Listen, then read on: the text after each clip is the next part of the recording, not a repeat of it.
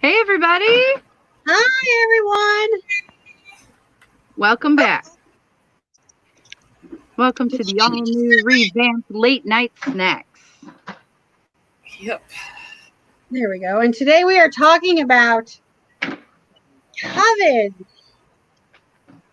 And it's just us The most girlfriends. terrific and WTF moments of episodes. Oh, I thought you were going to say them. Oh, I'm sorry. 7, 8, and 9. Yes. And we'll worry about the titles when we get to them. We'll tell you what those are. Yeah, I had them right here, and then my phone went blank for a second, just like my brain does every once in a while. We'll let everybody file in for a second. Is anybody here yet? I haven't checked. There's the RT. Hey, Steve. My hair looking all crazy, man. Hey, I'm happy I got to take a shower today. So. Hey, showers feel good, man. So how's the weather, guys? Yeah.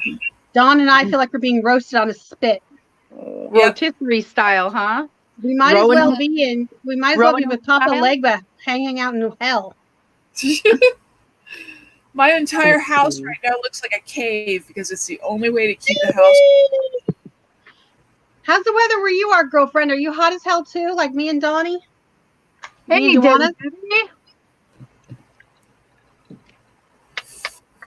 Get lucky and get a break today. Maybe Debbie's not so hot. It's probably still humid though. It's supposed to be nice on sunny but cold. Okay, so BRT's cold. We'll take it cold. I would take it cold anytime right now. It's like 96 here and it's over 100 where DeWanda is. Oh yeah. Woo! Not here. Because I'm in the beginning of the desert. She's in the middle of the desert. I'm right smack dab in the middle. And I'm right smack in the middle of the country. I'm cold as hell. I would give that. Debbie, you're hot too. Okay. I would take that in a second. No. Yeah. I would rather be cold than hot. I don't like being hot. When you're cold, you can put on a blanket. When you're hot, what do? Take off your clothes? I mean, I guess, but there's only so much you can only take too much off. Exactly. Oh, so you guys get to hang out with the girls today. Just us squirrel friends. Girls just wanna have fun. Oh, girls just wanna have. That's all they really want. I can't really sing anymore. I don't know if we get copyright, right? Today, Nah, we won't. I checked with the boss. We won't. No one doesn't pay attention to what we do as long as we're not huge. So do it now while we can. So do it now, yeah. Yeah. Okay, so we have to do 3 episodes today. Alrighty. So yeah, we're not doing a full recap though. We're just doing but we are going to talk about. We'll go one at a time. So 7 is called The Dead. Yes, and I have written by Brad. Written by Brad? Mm-hmm. Why can't I find who directed it? It doesn't say. Can't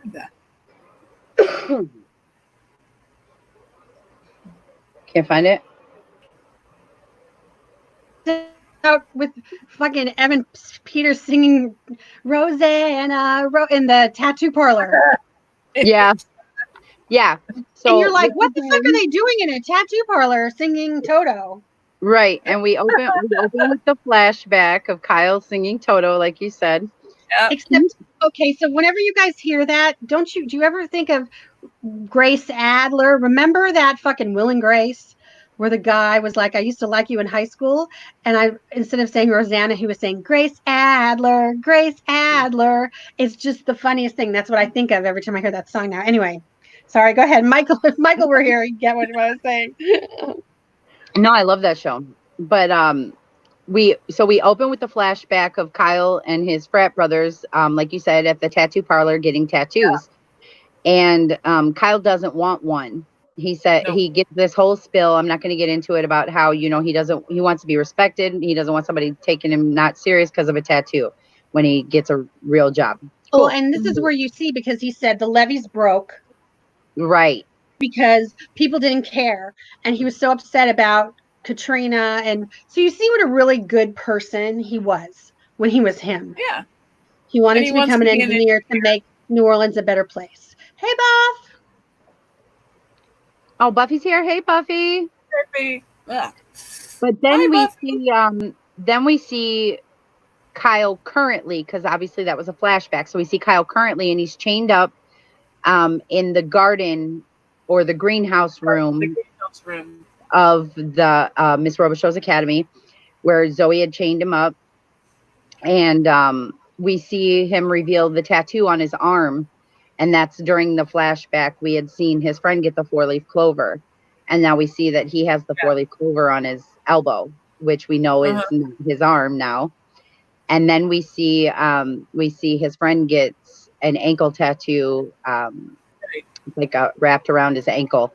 And it's Chinese characters or whatever. And he tells him, he says, that's not really what those normally mean. And then we see that that's on Kyle's ankle. He lifts up the pant leg to show us. And he's like, so no one, he's not himself. He just doesn't know how to feel. So then after that, our next moment, we see Madison sitting. This is when she's trying to figure out who she is. She's sitting around. She still has not come out of her funk after coming back from the dead. And we see her with a cigarette lighter, lighting her hand, and she's narrating, saying, to feel anything.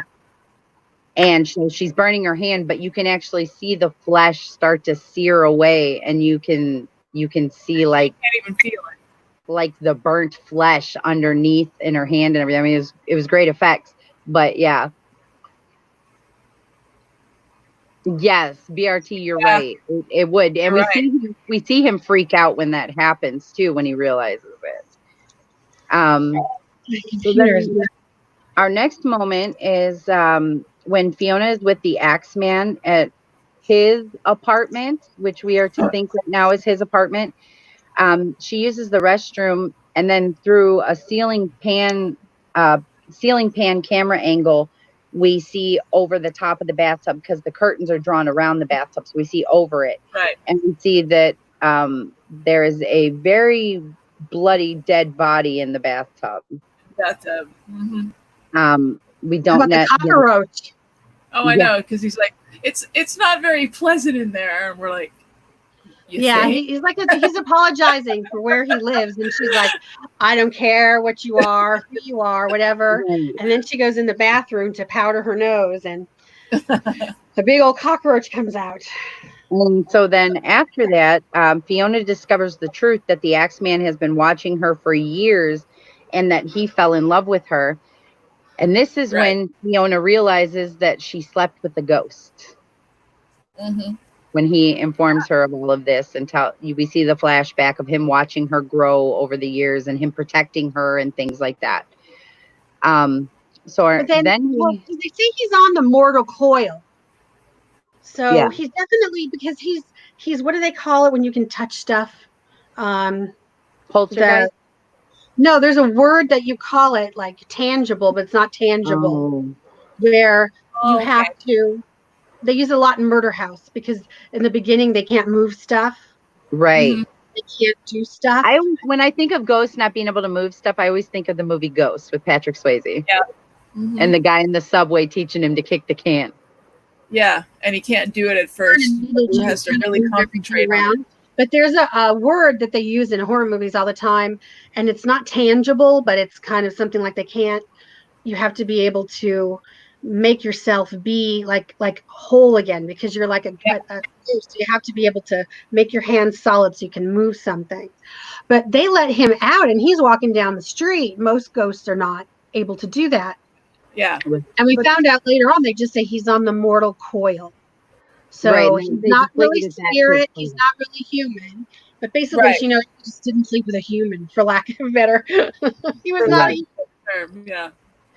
So then we see Spaulding wake up tied to his bed, and he realizes that his tongue is restored. He realizes he can talk because Zoe asks him a question and he responds, just habitually responds, but he didn't think any sound was going to come out, and it did. Right. So then Zoe asks him all the questions, gets all the answers she wants from him. Because they've already found Madison, obviously brought her back and everything, because he wouldn't give them that information before, but she wanted more information from him about the situation. And then he kills him by stabbing him in the chest, and just like guts him. And talk about what the fuck. This is where you see her change. Like, she's been changing, but now she's fucking gone over the. I mean, you see it happen to all of them little by little. And I made a side note here with that one. So she decided. Okay, to me, the frat brothers were worse than Spaulding. So why did she choose to stab Spaulding instead of death by Cooch? It's a good question. Maybe the other guy, based off what he did, he deserved that. I don't know. Maybe she's beyond that now. I don't know. But I just thought he did it obviously to show, because each of them, we already know Madison would do it in a heartbeat. And now Zoe's supposed to be the nice one. And we see them all kill, including the nicest one of all. We see them all turn into killers. Yeah. So then we hear the story of Delphine murdering the poor slave Sally's newborn baby, and how she used its blood for her beauty treatments, because the baby was the bastard child of her husband and the slave. Yes. Yeah. So yeah, she talks about murdering the baby, and then they go back to the flashback for that. And she's surprised that she jumped off the balcony. Yeah, she was surprised that the mother jumped off the balcony.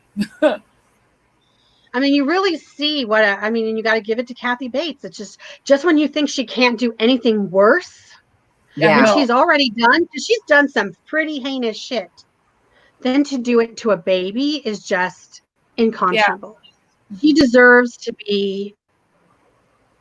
deserve to be given a chance. She doesn't. No. She's a horrible person. So then we see Zoe, Kyle, and Madison in the bedroom. This is when they all have their threesome, because Zoe can't kill them. They're all dead. They're all dead and brought back and whatnot, so she can't kill them all.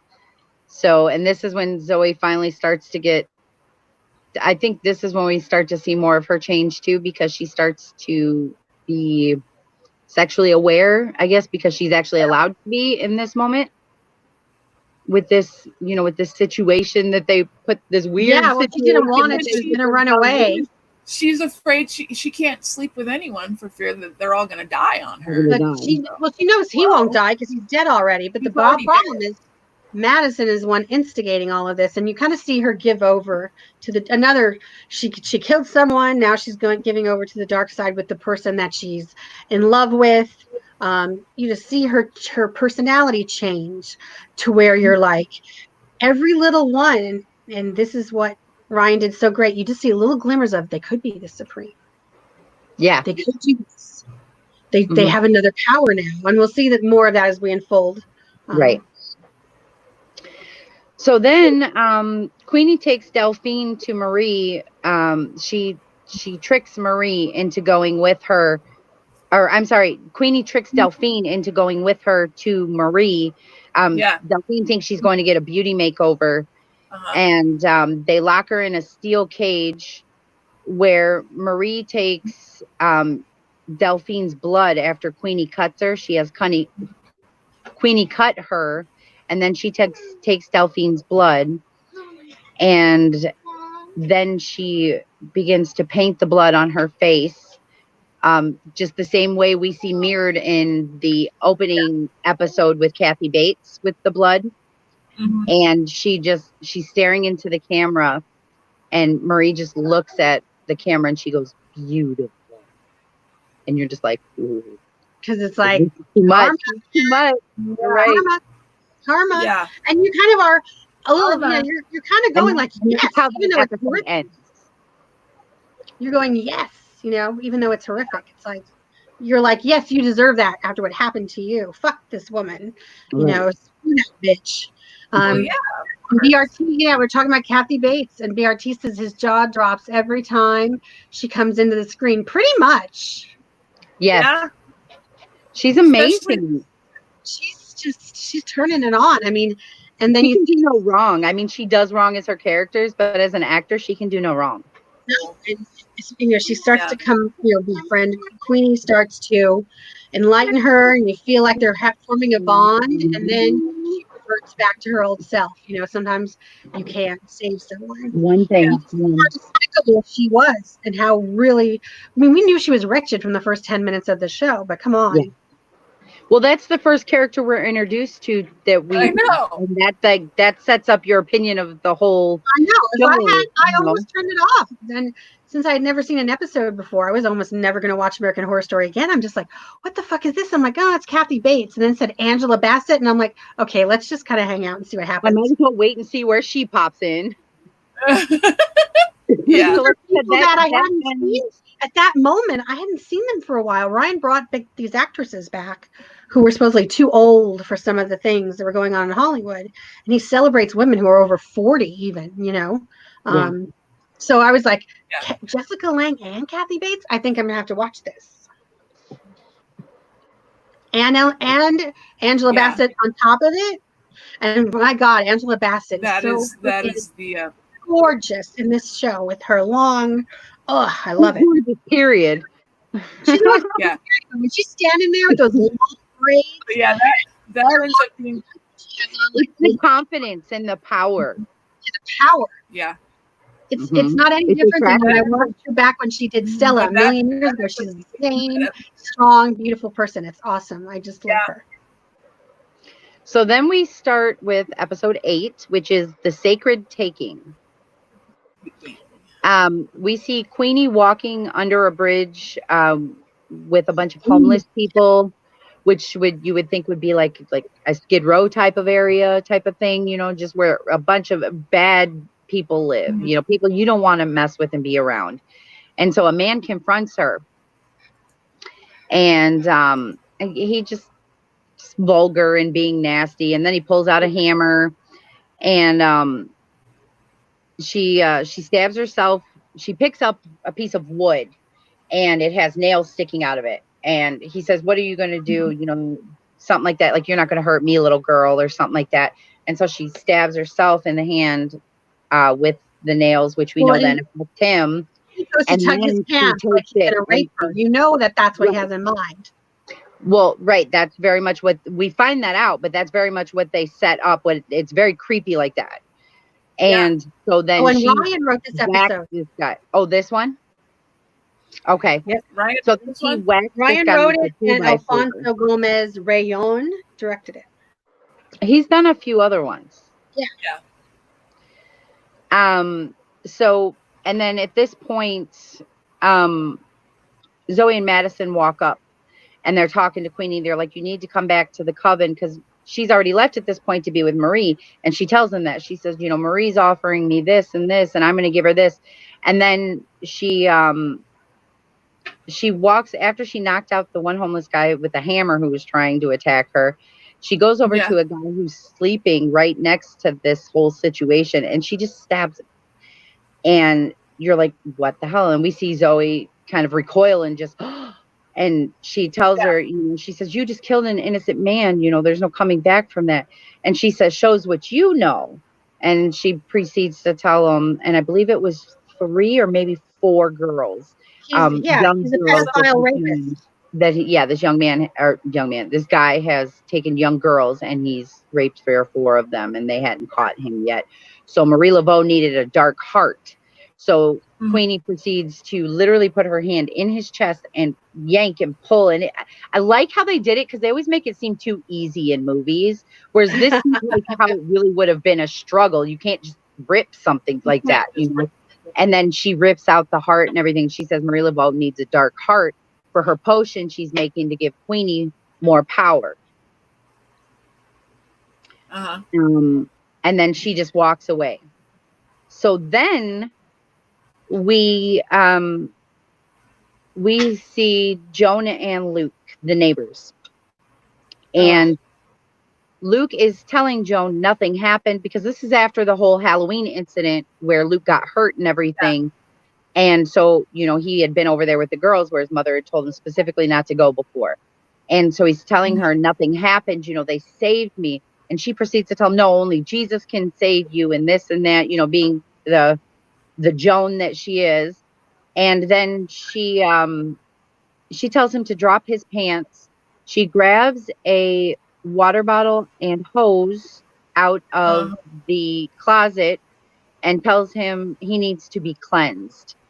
And she gets the bleach, makes a bleach concoction, pours it in the water bottle, and proceeds to have him get in the bathtub and insert it into his anus to It was like Sybil. cleanse himself and Sybil? clean himself out. Sybil's mother used to give her the colonics and tell her to hold the water. Yeah. I mean, and as soon as you see her hanging it up like that, I just thought about Sybil when I was a little girl. So when I watched that. Bleach enema is what she gave him. Yeah, she's giving him an enema. But it's a bleach enema. It's disgusting. What? Puts him into a coma. But yeah, and we see that later that it put him into a coma. We don't see that right away. But then we see Fiona tries to kill herself by pill overdose after Madison comes back with the iconic red dress and the surprise. Okay, my favorite scene. This whole scene in the red dress, and they're playing the Season of the Witch in the background. Yeah. And even Mike was sitting there freaking out over the one-liners. Yeah. She tells her she's going to be hash browns because she's so hot. She's going to toast her. And there's so many one-liners in this little thing. Yeah, this one little scene. They cram a lot in that one little scene. Yeah. And it was good. It worked very well. Because they're trying to freak Fiona out to get her to kill herself. Right. She doesn't know Madison's dead. Talk about the ultimate what the fuck moment. Right. Madison leaves and then Myrtle walks in, and Myrtle's not as pushy as Madison was, but she's like, oh, is everybody coming back from the dead now? And so basically, she sits with Myrtle, talks for a while, and she decides to do it. She gets her fancy fur coat.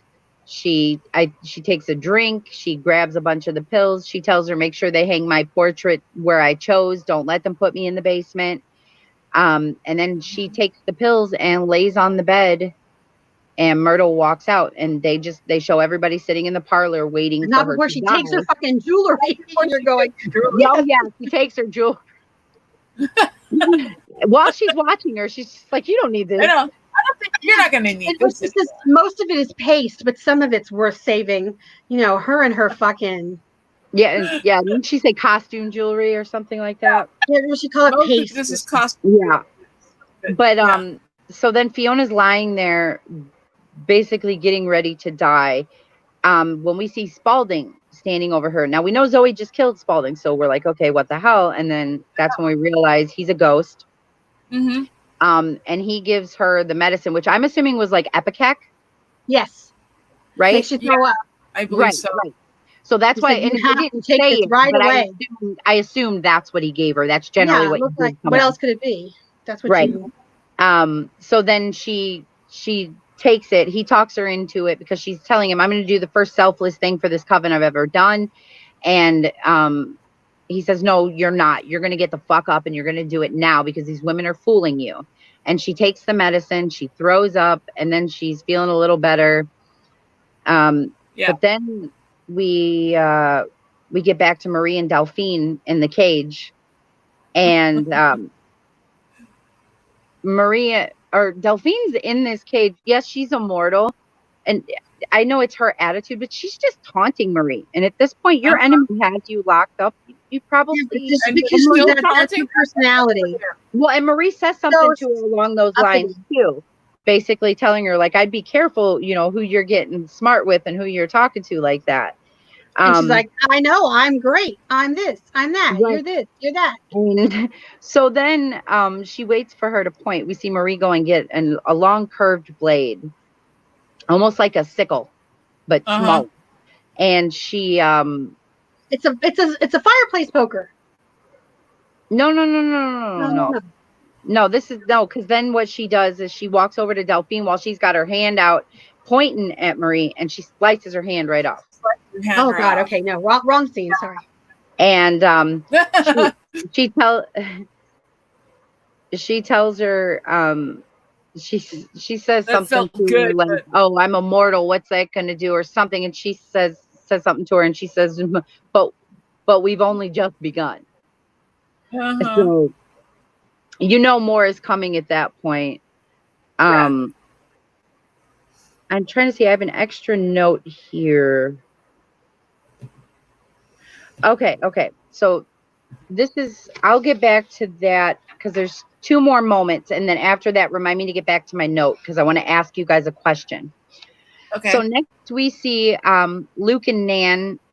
They try to sneak out of Luke's house, and Joan catches them, and she's on the phone. That's how we know she caught them. She says, "Yes, there's an intruder. Is extremely dangerous, heavily armed in my house now. Please come right away." And he's like, "Mom, why would you do that?" or whatever. And she tells him, "I'm your mother. I made you, and I can unmake you." Right then and there, flat out says that to him. And then you see tiny red dots on Joan, and then she's shot twice through the window.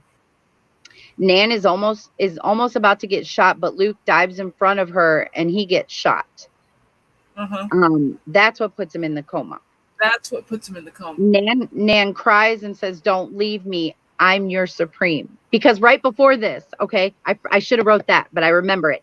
Right before that, when they were sneaking down the stairs, Luke says something to her, and she goes, like, boyfriend and girlfriend. And he looks at him and says, "Yeah."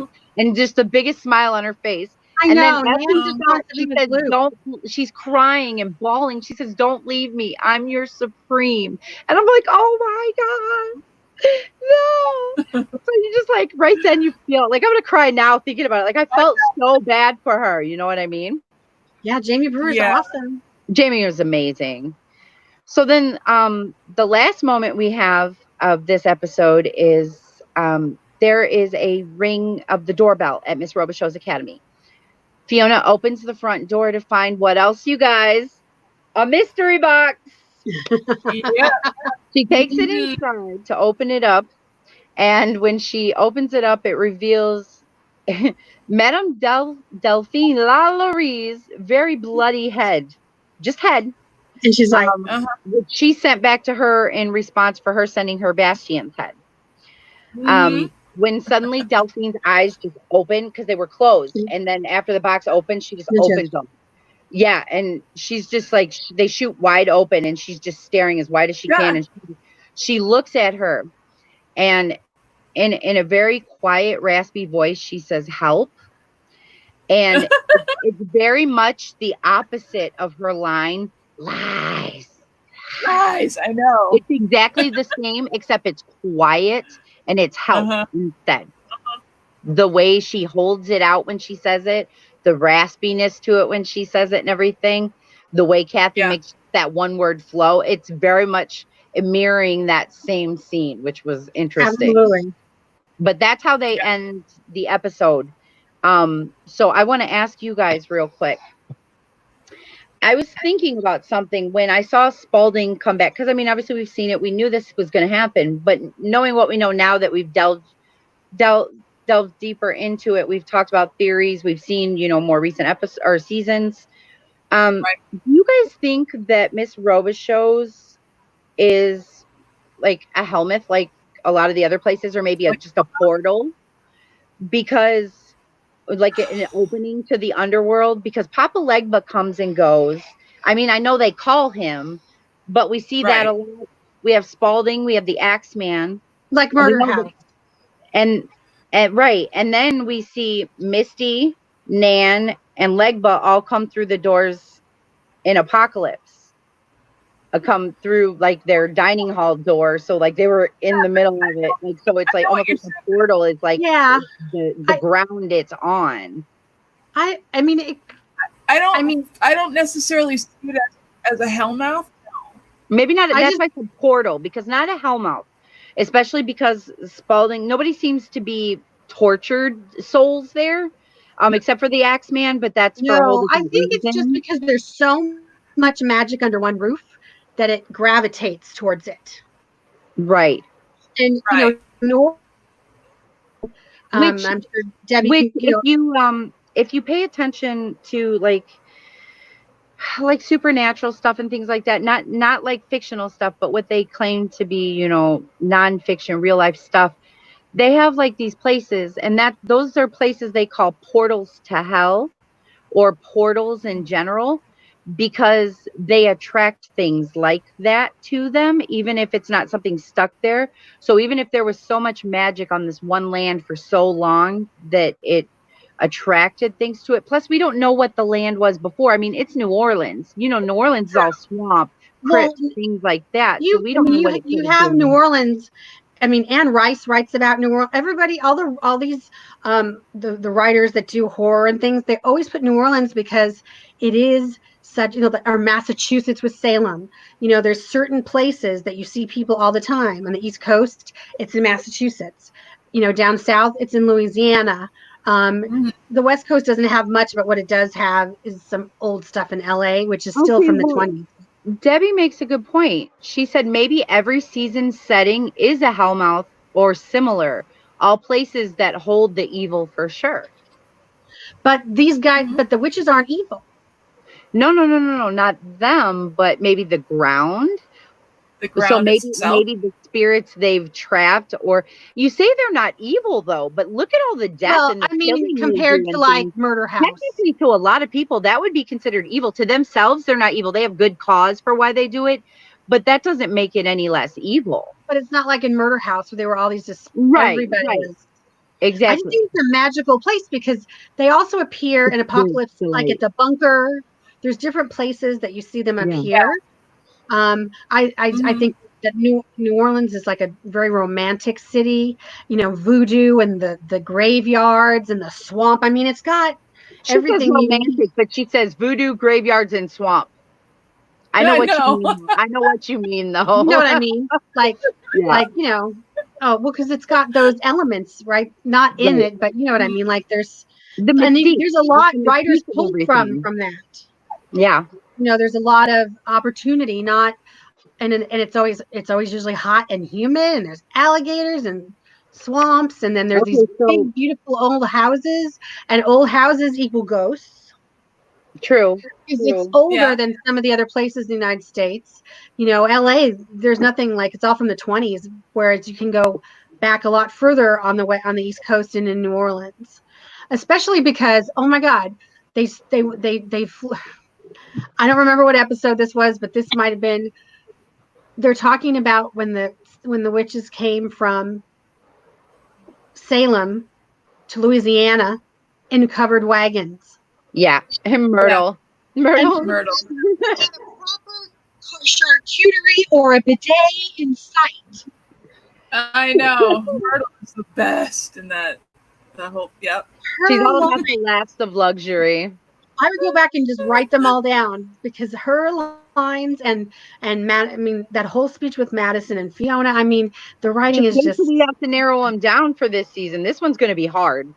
This one's gonna be hard. Hard. This has great. Yeah. This has the best, I think, as far as Okay, like one so line. then we get to episode 9, which is titled Head.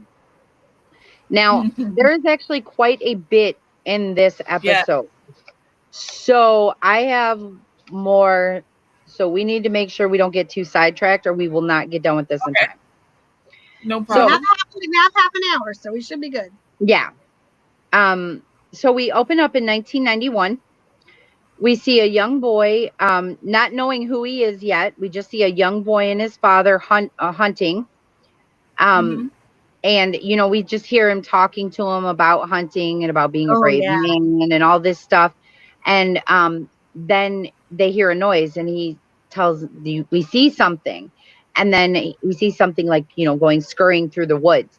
And he tells him, you stay here, I'll go flush it out. And we hear the dad shoot off in the distance to flush it out. And then it's supposed to be coming right at the boy and he's supposed to shoot it. Well, all of a sudden, straight in front of him through the trees, we see that it's a woman. Now she looks very disheveled, and like she looks like she's been living on her own out in the woods for quite a while, running She's from been the through it. right. Been through it. And the boy holds the gun on her, and his dad comes back, and his dad keeps screaming at him over and over and over again, put her down, son, do it now, put her down. And he's just taunting him and yelling this at him.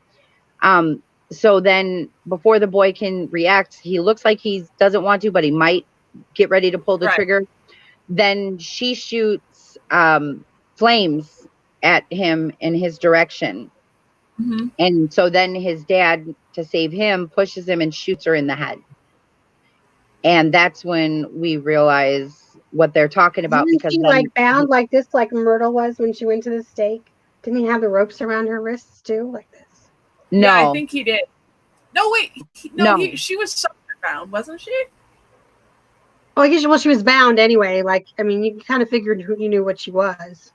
right. And then he describes the situation. He says, you never let them get ahead of you, you never trust a witch. And we realize that these are witch hunters. He is training his son to be a witch hunter. So then after that opening flashback, we go to Fiona, and she takes Delphine's head back to Marie. She takes the box in, sets it down, and she says, you can take that trash with you. I don't need that. And she says, well, I can open it right here and now. And, she's got customers and everything. So she's like, in the back. And so they go in the back, they take the box in the back. And you see Delphine standing in the cage, just a bloody stump of a right hand and a mushy, bloody stump on her neck. Just still standing there. She's standing there like this, hanging out the cage, just not holding it, but she's just standing there like this. And she's got her arm out, her other arm, like she's just dangling it, like she's killing time, like she doesn't care about anything. I'm like, okay. Let's see. Yeah, and then her left hand, she shakes it as if, who cares? Because her right one's the one she doesn't have, so she shakes it around like, whatever. I'm just like, okay. But now, this is like my favorite scene. I love this scene. This is my favorite scene from these 3 episodes, okay? So then we see Myrtle back at the academy. She has called the council in. Quentin and Pemby.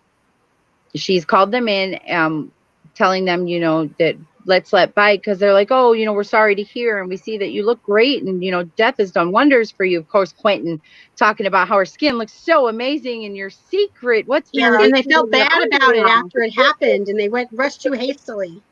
Yes. And so she's offering, she's saying, let's let bygones be bygones. She's offering them, like, it's like a little, almost like a brunch type of thing. They're not having lunch or anything, but there's little things to eat, little things to drink. And she has a bowl full of melon balls that she brings out to the table for them. And then we see they're talking, and then all of a sudden Pemby stops, and she's like, and you realize something's happening, and you're like, oh shit, what'd she do to her? And then you see, it happening to Quentin too. And they're both just sitting there like they're frozen, they're paralyzed, they can't move, but they look terrified. And while they're like this now, Myrtle begins to explain, and she tells them, she says, oh, I bet you thought, oh, she's silly. She left a melon baller in there. That's what it is. She's growing old and forgetful. And then she grabs the melon baller and scoops Pemby's eye out. She scooped out her left eye, and she drops it into the bowl with the melon balls. Yeah. I guess to keep it cold, keep it on ice. And then she does the same to Quentin. Or simply with the opposite eye. She's definitely likes drama. Yes.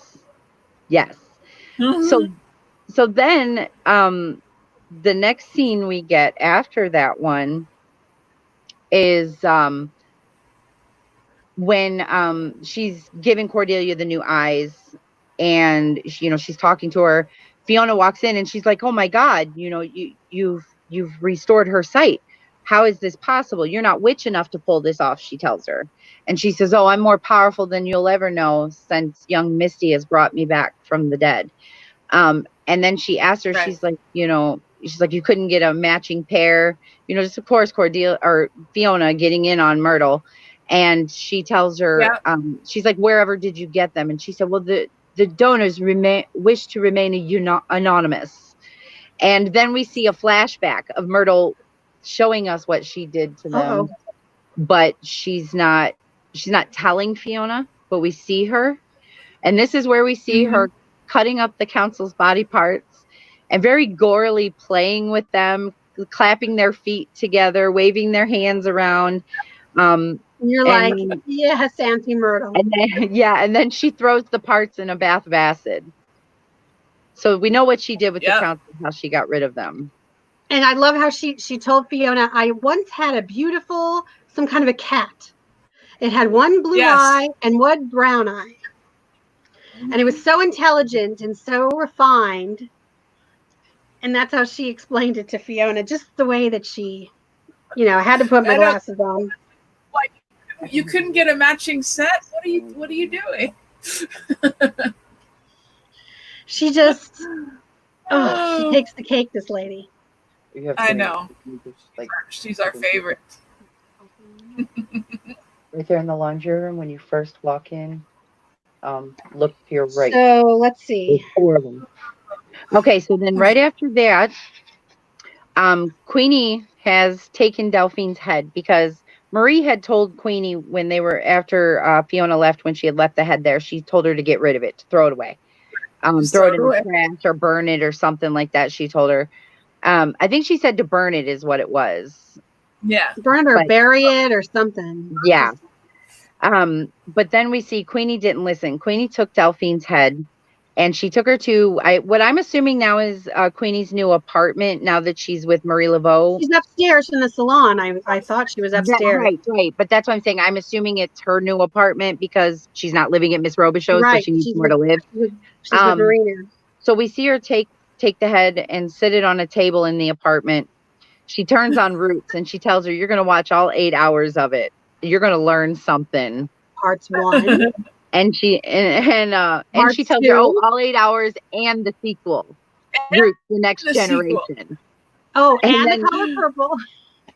And then Delphine then begins to sing/scream songs. So it's not really singing, it's more scream singing of old Dixie. And she's singing the worst. She's singing such a crackers. I mean, she's singing. Yeah, it very much was. It was very much a racist song for the time. It was, you know, all about slavery and white people, and So we see that, and then that's how they leave it, because then Queenie leaves the room, and she just leaves her to watch. Leaves her head there because she can't turn it off. So she gives her like the 10 hours of trying to educate her. Yes. So then we hear her basically saying, oh, what sweet hell is this? And all that other stuff. It's like, oh my, I can't believe this.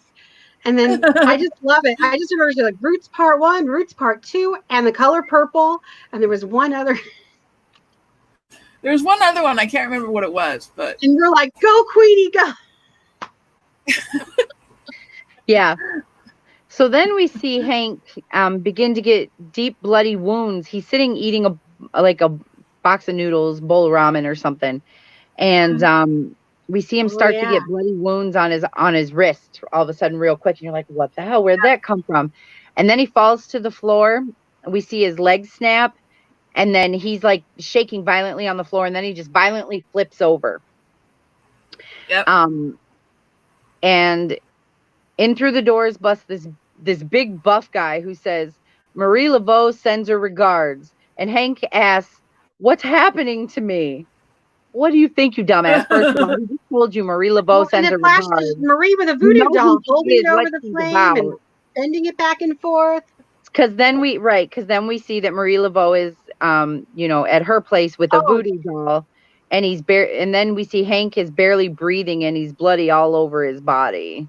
That's so funny, Debbie. You're right. So yeah, the last episode when when you see Queenie starting to bond with Delphine, you Yes. Yeah. see a little bit of them Yes. coming out. So she takes her to get a jumping jack with cheese, and Hmm. that's so funny. This is all before that. We're a little off track, Yeah. but Debbie wanted to. But you're right. I'll be sitting in the drive-through getting You're right. cheeseburgers at 3 a.m. with an immortal racist. That Who was could really ever funny. put all those words together, you know? This particular season has so much great stuff like that. I mean, you're going to miss something along the way. So that's why you let us know, because that was I literally just started laughing. And you kind of thought at that time there might be some hope for Delphine, just a little. So then we see Fiona with with the new dog when Hank comes to get his stuff. Yeah. And we find out her name is Endora. So anyway, she has chit chat with Hank, tells him to get out, blah, blah, blah. So then we see her go into Zoe's room because the dog is smelling at the door and whining. And that's when Fiona finds Kyle. She has yet to know Kyle's even in this house. Some supreme, you don't even know who's in your house. Not know. But she tells him, she's like, what's with these girls and these goddamn boys? And then she looks at him, she says, you have to go, because she knows that, they've got enemies coming. Bad things are coming. Things are happening right now. She says, you have to go. And, the dog walks over to Kyle, and Kyle looks at the dog, and he's kind of holding it, and he says, dog, because he's been playing on this tablet learning words. Fully Prague. Right. Yeah. And he tries to hug the dog. You can tell he's not trying to hurt it. He tries to No. hug the dog, and he says, dog, like a kid would. He's innocent in the sense like a kid would have been. And then all of a sudden, they pan away from it on purpose because we're not going to really upset people that way. But then you just hear the wince and the crack, and you're like, oh my God, he just cracked the dog's neck. And that's when you realize he really is like Frankenstein. Right. Yeah. Yes. And then we see the scene where Nan sits with Luke at the hospital while he's in a coma from the gunshot. And he tells Nan telepathically about how Joan killed his father by locking him in his car with bees that she knew he was highly allergic to until he was stung to death and died. And she watched him. She stood behind the car and watched him because he was going to leave her. Right, for his secretary, who is not older and not younger and not prettier, who just paid attention. He loved her. She was good to him, and he loved her. Yes. Yeah. We're getting there. We're getting there too. Yeah. That's actually the next thing I'm going to tell you. Kyle Steen. I like that. Kyle Steen. So then we see Zoe, Nan, and Madison walk into the house to see Fiona playing gin with Kyle, having a normal, intelligent conversation at the table.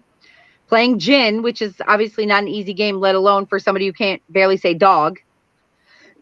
And she tells the girls he's not all there, but he's okay because they need a guard dog, one who will attack on command.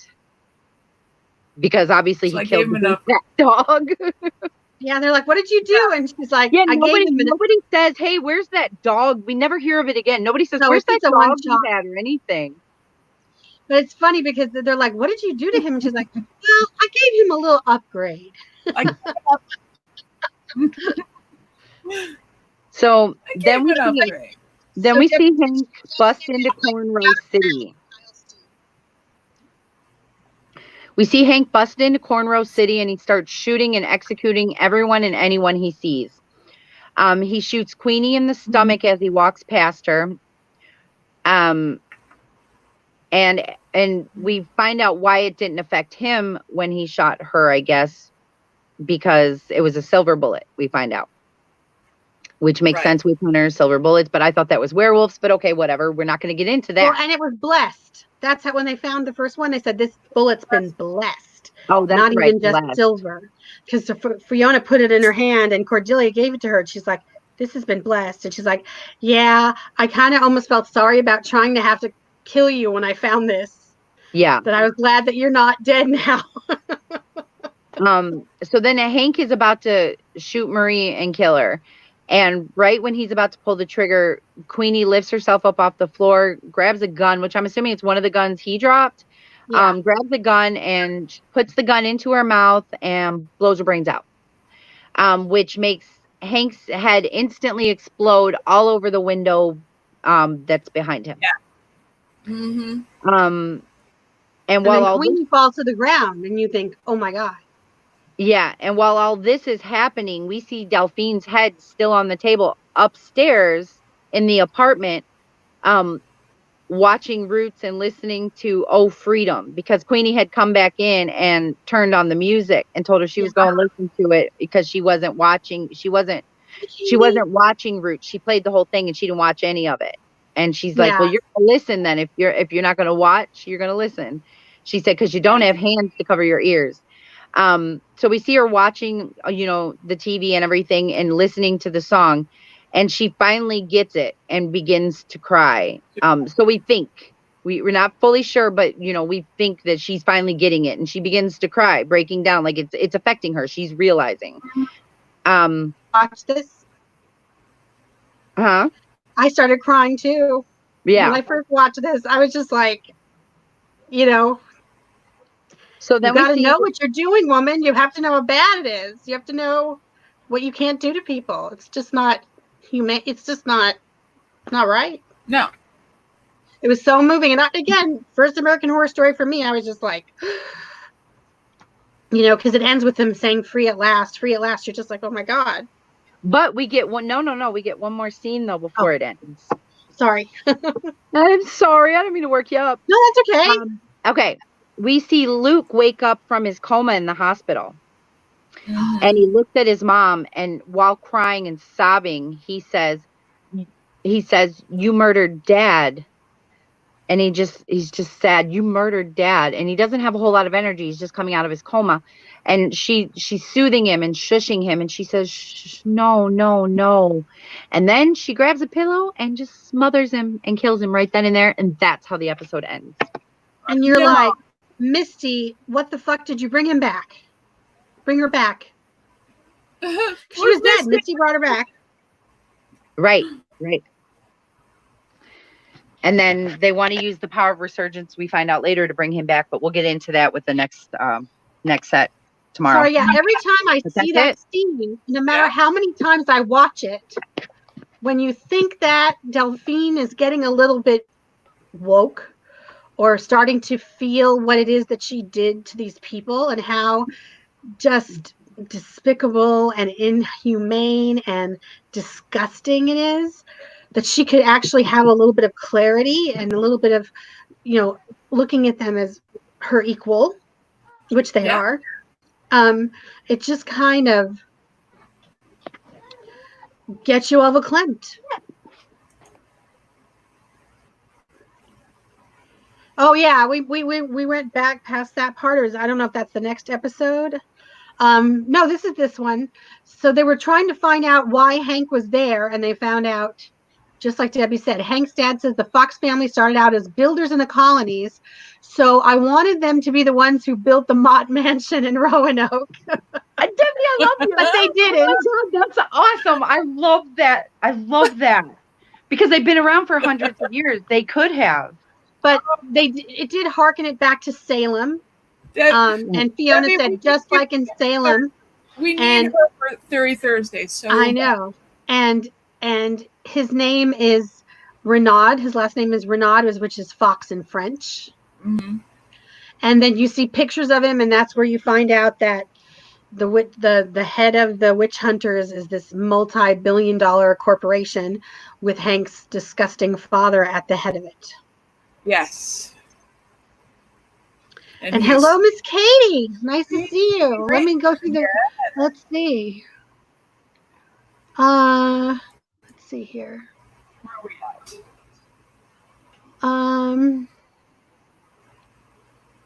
I don't know if we're comparing to the 9 Circles of Hell because there's going to be 13 American Horror Stories.